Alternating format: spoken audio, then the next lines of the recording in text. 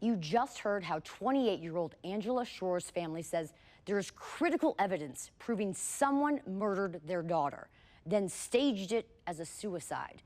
Now we'll show you key evidence they say police outright ignored, including this man, the only person home when she was killed, Donald Greer. What police never mention in the investigative file is that Greer had a lengthy record, including a criminally negligent homicide conviction. We found court records from New York where Greer confessed to shooting and killing his neighbor as part of a plea deal.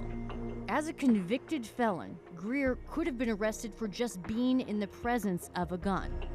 Instead, police took his word. All they asked him was, "Did you shoot her?"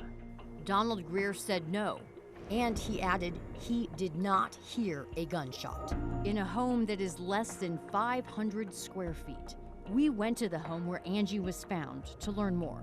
The now abandoned duplex is filled with garbage. There's not much space. This is the bedroom where Donald Greer says he was asleep and didn't hear a gunshot that came from this living room, less than 10 feet away. That's the couch where Schroer was found. While we were there, we also met a neighbor who said he heard the gunshot while he was standing in his home the next lot over. Police didn't know that because they never talked to him. It was loud. It was loud. It got my attention. It got my wife's attention. Did police ever talk to you that day? No. They never asked you any questions? No. Was that surprising to you? It seemed a little odd. But police did listen to Greer tell different stories about the gun. According to police records, he tells one officer the gun laying on Angela's chest was not his, that he had never seen it before. But within minutes, he tells an Independence police detective something very different. He said, quote, his friend sold the gun to her. He said he knew the gun was in the house. Going on to tell officers he'd held the gun when it was first purchased. The neighbor says Greer told him a different story. He told me that it was his gun. Independence police never tested the gun to confirm it was used. Instead, sent it to an unnamed lab for testing, and that would take an entire year. I think they're stalling to cover up their mishandling the case. You think investigators are stalling? Yeah. I mean, why else would you ship it out of state? We got a highway patrol lab at Jeff City. We got the big lab in Kansas City that do all that. The investigative file has no record of taking DNA from Greer or testing his hands for gunshot residue. They bagged Angie's hands, but there is no record they tested hers either. Should they have done that? Oh, sure. That should have been the first thing they did, is secure his hands so they could do the residue test. How do you think investigators go about making that type of error? Well, they could either be incompetent, untrained, or just lazy. The location of the shell casing is also problematic. If the gun had been pointed toward her, it would go out into the room and not behind her. If Angie shot herself, like police say she did, then the casing would have been found in this part of the room.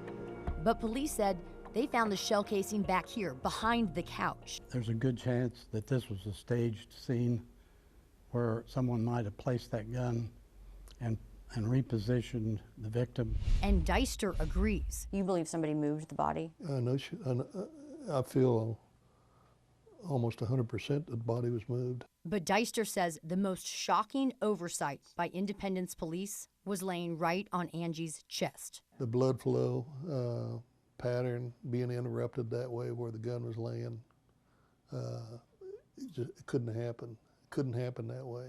The gun was placed there after the stream had already come down, and the gun was placed there, and maybe even moved because there was so much smearing of the blood. And then there's the entry wound, where the single shot entered Angie's forehead.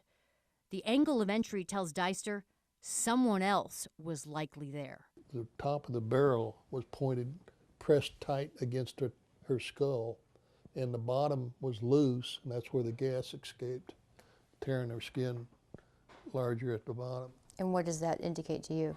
It means that somebody was standing there and had the gun up against her forehead, tight at the top and loose at the bottom. Someone else shot her. Yes.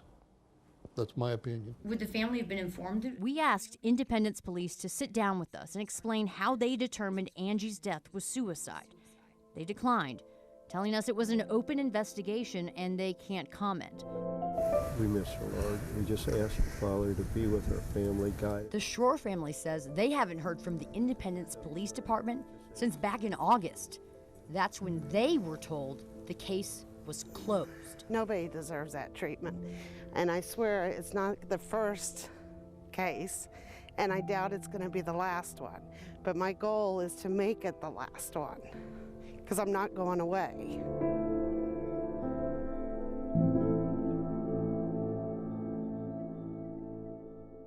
The Independence Police Department responded with an emailed statement reading in part, her apparent cause of death was a self-inflicted gunshot wound to the head.